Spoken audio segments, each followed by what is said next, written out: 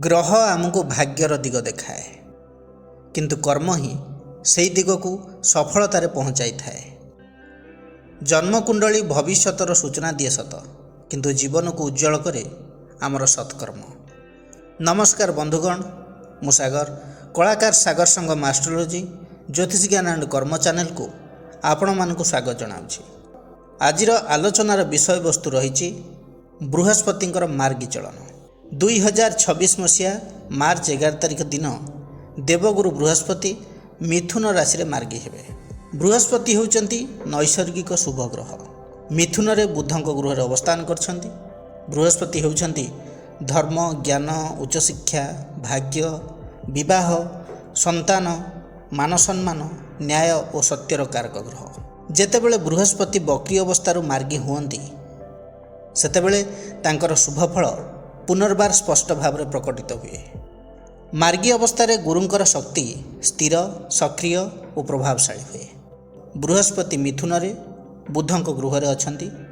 ମିଥୁନ ରାଶି ବାୟୁ ତତ୍ତ୍ୱର ରାଶି। ବୃହସ୍ପତି ମିଥୁନରେ ମାର୍ଗୀ ହେବା ଫଳରେ ଶରୀର, ସ୍ୱଭାବ, ବ୍ୟକ୍ତିତ୍ୱ ଉପରେ ଶୁଭ ପ୍ରଭାବ ରହିବ।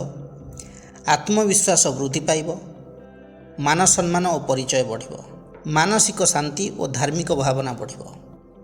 ପ୍ରଥମେ ଜାଣିବା ବୃହସ୍ପତି ମିଥୁନରେ ମାର୍ଗୀ ହେବା ଦ୍ୱାରା ସ୍ୱାସ୍ଥ୍ୟ ଅବସ୍ଥା କିପରି ରହିବ।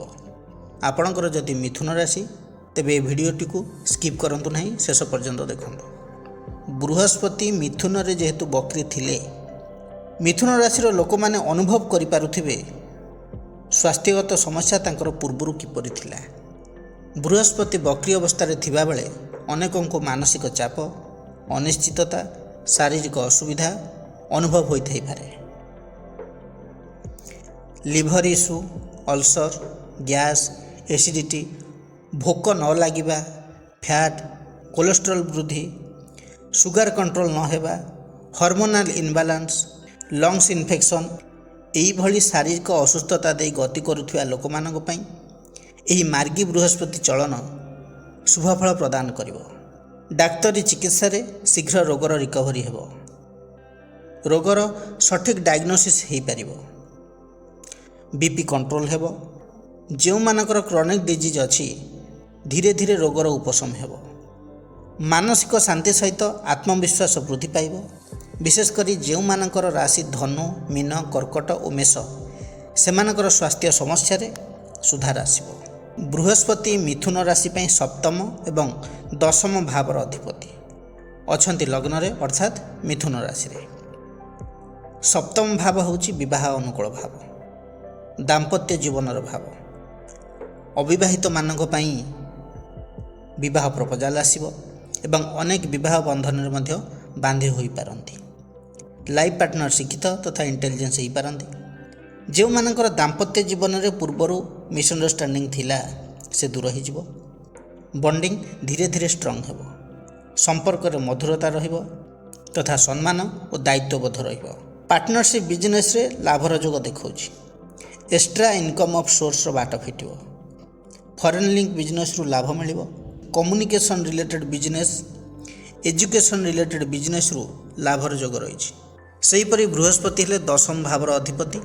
ଦଶମ ଭାବ ହେଉଛି ପଦ, ପ୍ରତିଷ୍ଠା, ରାଜଯୋଗ ତଥା କର୍ମକ୍ଷେତ୍ରର ଭାବକୁ ବୁଝାଏ। କ୍ୟାରିୟରରେ ଡେଭଲପମେଣ୍ଟ ରହିଛି। ଜବ୍ ସର୍ଚ୍ଚରେ ଯେଉଁମାନେ ଅଛନ୍ତି, ସେମାନଙ୍କର ଜବ୍ ହୋଇଯିବ। ପ୍ରମୋସନ୍ ବି ମିଳିବ। ମାର୍ଗୀ ବୃହସ୍ପତି ମିଥୁନରେ ରହି ପଞ୍ଚମ ଭାବକୁ ଦୃଷ୍ଟି ଦେଉଛନ୍ତି। ପଞ୍ଚମ ଭାବ ହେଲା ଶିକ୍ଷାର ଭାବ, ସନ୍ତାନର ଭାବ, ଲଭ୍ ରିଲେସନ୍ର ଭାବ ଏବଂ ବୁଦ୍ଧିର ଭାବ। ବିଦ୍ୟାର୍ଥୀମାନଙ୍କର ପାଠପଢ଼ାରେ ଏକାଗ୍ରତା ବୃଦ୍ଧି ପାଇବ। କ୍ୟାଚିଂ ପାୱାର ସହିତ ଲଜିକ୍ ଷ୍ଟ୍ରଙ୍ଗ ରହିବ। ଏକ୍ଜାମରେ ଭଲ ରେଜଲ୍ଟ ପାଇବାର ସମ୍ଭାବନା ରହିଛି। ଯେଉଁମାନେ କମ୍ପିଟେଟିଭ୍ ଏକ୍ଜାମ ଦେଉଛନ୍ତି, ବ୍ୟାଙ୍କିଂ, ଏସ୍ଏସ୍ସି, ୟୁପିଏସ୍ସି, ଓପିଏସ୍ସି, ସେମାନଙ୍କ ପାଇଁ ସମୟ ଅନୁକୂଳ ରହିଛି। ସେହିପରି ନବମ ଭାବ ହେଉଛି ଉଚ୍ଚଶିକ୍ଷାର ଭାବ, ବିଦେଶର ଭାବ। ବୃହସ୍ପତିଙ୍କର ଦୃଷ୍ଟି ମଧ୍ୟ ନବମ ଭାବକୁ ରହିଛି। ଯେଉଁମାନେ ହାୟର ଷ୍ଟଡି ପାଇଁ ବିଦେଶ ଯିବାକୁ ଚାହୁଁଛନ୍ତି, ତାଙ୍କ ପାଇଁ ସମୟ ଅନୁକୂଳ ରହିଛି। କେହି କେହି କଲେଜ ଚେଞ୍ଜ କରିପାରନ୍ତି, ନ୍ୟୁ କୋଚିଂ ଜଏନ୍ କରିପାରନ୍ତି। Journalism and mass communication, literature, language subject like English Hindi Sanskrit यही सब सब्जेक्ट रे विद्यार्थी माने भल करेंगे। बृहस्पति होचंती धन एवं अर्थकारी विद्यार कारक ग्रह। तेणु कॉमर्स मैनेजमेंट स्टडी आपण भल रहिबो। सीए सीएस फाइनेंस यही सब सब्जेक्ट रे छात्र छात्री माने भल परफॉर्मेंस करेंगे। मार्गी बृहस्पति दृष्टि नवम भाव उच्च शिक्षार भाव को रही एवं सेठारे राहु मध्य अछंती। राहुंकर दृष्टि पंचम स्थान को भी रही। टेक्नोलोजी एवं आईटी सेक्टर प्रति विद्यार्थी माने इंटरेस्टेड रहिबे। Computer science data analysis digital marketing software coding यही सब शिक्षा ग्रहण करेंगे। सेहीपरि मार्गी बृहस्पति दृष्टि सप्तम को रही।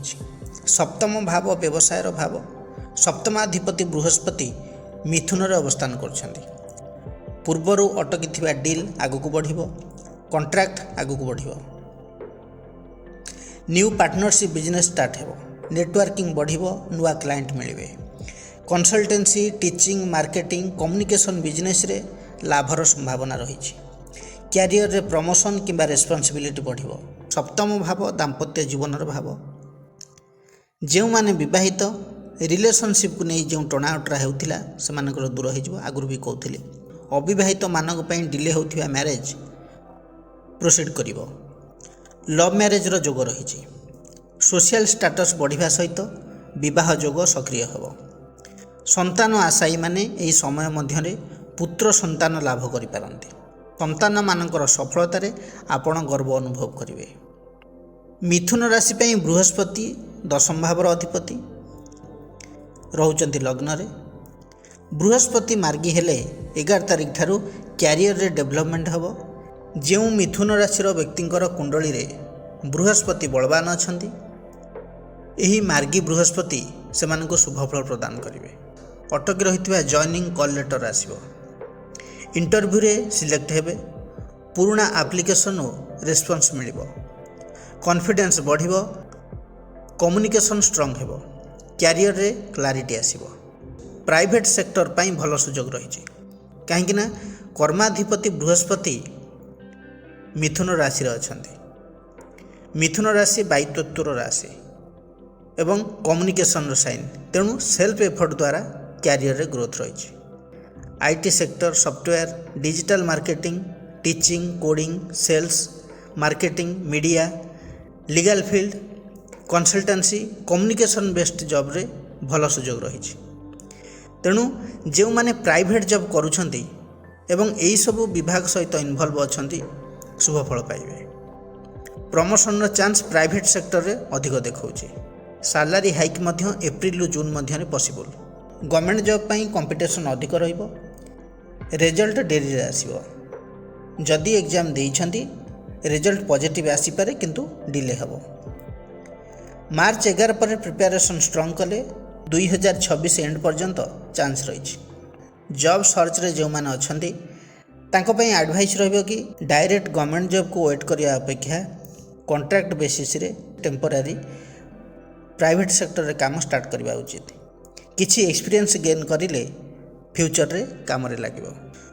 ओवरऑल जदि कहबी प्राइवेट सेक्टर रे जॉब चांस अधिक गवर्नमेंट जॉब रे delay but possible. Over confidence होंतु नहीं। ऑफिस पॉलिटिक्स रु दूर रुहंतु। पेपर वर्क रे मिस्टेक करंतु नहीं। बृहस्पतिंकर एही मार्गी मिथुन राशि पई शुभ फल प्रदान करिवो। प्रतिकार कौन करिवे?